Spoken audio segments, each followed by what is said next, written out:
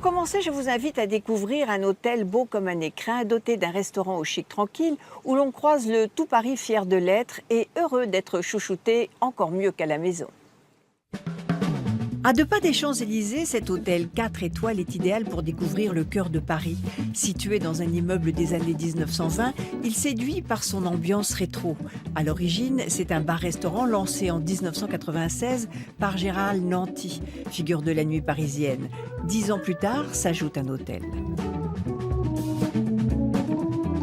L'historique de cet hôtel remonte au bar, dans un premier temps, puis au restaurant qui avait été repris par Gérald Nanty et Jacques Demmery. Et tout début 2006, nous avons acquis et rénové cet hôtel dans l'idée de faire les 23 chambres d'amis de Gérald Nanty. Donc c'est pour ça que toutes les chambres sont totalement différentes. Ici, on est comme à la maison, avec bien sûr le confort moderne d'un hôtel. Wi-Fi, écran plat, coffre-fort, literie de qualité, mais on est comme à la maison.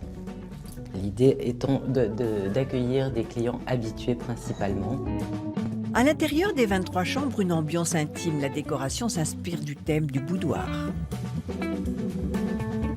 Alors la décoration, c'était vraiment fait dans l'esprit de la maison de Gérald Nanty, qui était quelqu'un d'extrêmement éclectique, avec une grosse influence Madeleine Castin, Napoléon III, mais qui aimait aussi le baroque, l'art déco. Donc tout ça est un joyeux mélange qui est inspiré clairement par ce personnage. Le propriétaire, Gérald Nanty, est décédé en 2010, mais l'hôtel a su perpétuer son esprit si particulier. Cet hôtel, on l'a habité, investi comme notre propre maison.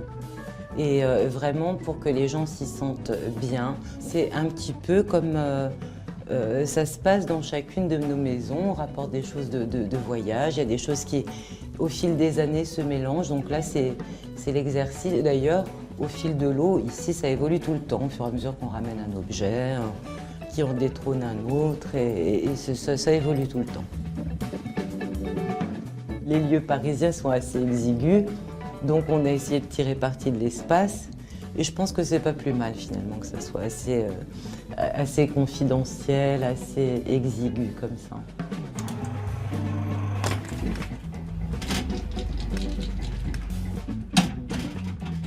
L'ascenseur 1900 dessert tous les étages. En bas, c'est un bar où le tout Paris se retrouve pour faire la fête à l'abri des paparazzis. Donc c'était un bar sur lequel Gérald est tombé avec Françoise Sagan pour la petite histoire, et qui a très vite démarré, où il a rassemblé tous ses amis qui sont la clientèle que l'on connaît et qui est en général assez connue d'ailleurs du grand public.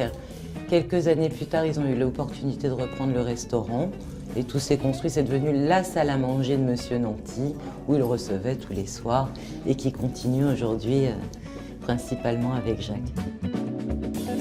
Le lieu est volontairement intime. Gérald Nanty ne proposait que 30 couverts maxi. À l'époque de Gérald, il composait carrément comme quelqu'un compose sa table d'invités pour ses convives. Il composait ses salles à manger. C'était un véritable maître de maison. Un lieu chic mais pas tape à l'œil. C'était un petit peu comme les salons où chacun fait de l'esprit, où c'est à la fois léger, il peut se passer des choses aussi importantes. Il y a beaucoup de contacts qui ont débouché sur des projets principalement artistiques, mais parfois qui sont nés ici, oui. Le restaurant met à l'honneur la cuisine française en toute simplicité. Magnus, le chef, fait une cuisine assez simple, qui est inspirée surtout de la cuisine de bistrot. On tient à garder l'œuf maillot, même s'il y a parfois des choses un peu plus élaborées.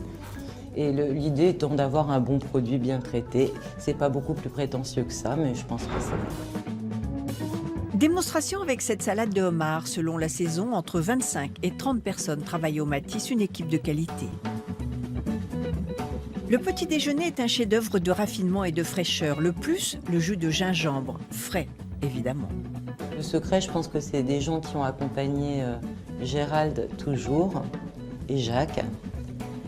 Et il y a des choses qui se passent par les regards, il n'y a pas besoin de parler, il n'y a pas besoin... C'est une équipe qui est rodée, qui sait où elle va, et qui offre toujours, je pense, une qualité d'accueil constante. pense que c'est ce qui fait l'atmosphère aussi particulière. Et c'est pas seulement la décoration. Il y a une atmosphère qui est irremplaçable ici. Pour moi, c'est vraiment lié à l'impulsion qu'ont donnée Jacques et Gérald au démarrage. J'ai pas d'autre explication. C'est une âme, tout simplement.